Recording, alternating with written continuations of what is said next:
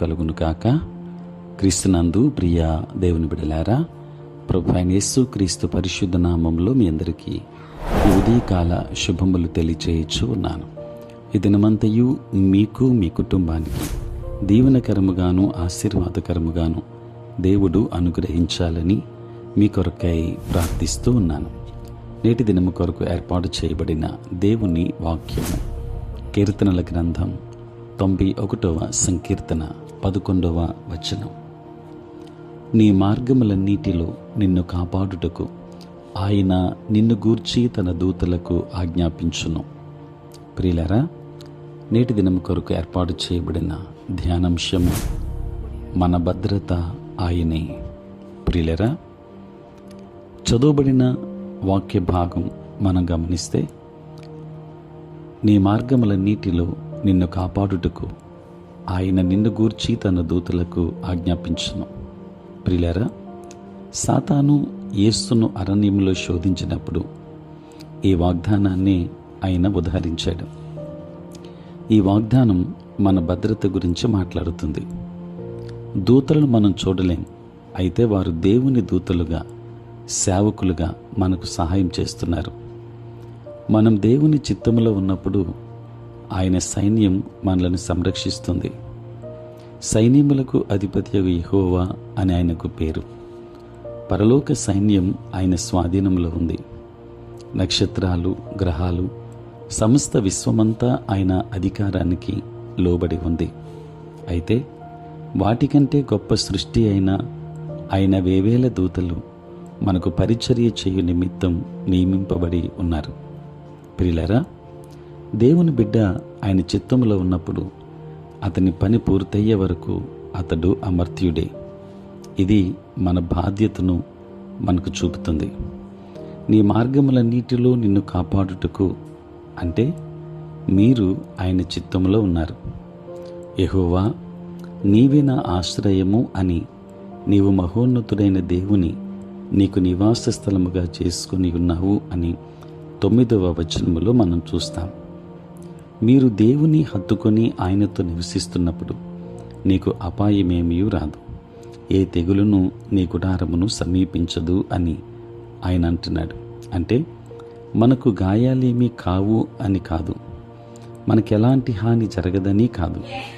లోయ వంటి అనుభవాలు, పోరాటాలు, కష్టాలు మనకు ఎదురు కావచ్చు. మన భద్రత, మన బాధ్యత మనలను విజయ తీరం చేరుస్తాయి. ప్రియులారా, దేవుడు మనకు ఎలాంటి విజయాన్ని అనుగ్రహిస్తాడు? వాక్య భాగాన్ని గమనిస్తే, నీవు సింహములను, నాగుపాములను త్రొక్కెదవు, కొదమ సింహములను, భుజంగములను అనగొద్రొక్కెదవు అని వ్రాశాడు. ఇక్కడ సాతాను సింహముగాను సర్పముగాను వర్ణించబడ్డాడు. మనం ప్రభువును హత్తుకొని ఉన్నాం కనుక ఆయన సత్యము మనకు కేడెముగాను డాలుగాను ఉన్నది. కనుక మనం విజయం సాధిస్తున్నామని కీర్తనకారుడు చెబుతున్నాడు. ప్రియులారా, మనం ఆయనకు మొర్రపెట్టినప్పుడు ఆయన మనకు జవాబిస్తాడు. మన బాధ్యతలను మనం నిర్వర్తించినప్పుడు ఆయన మనకు భద్రతనిస్తాడని తెలిస్తే మనకెంతో ఆశ్చర్యం కలుగుతుంది.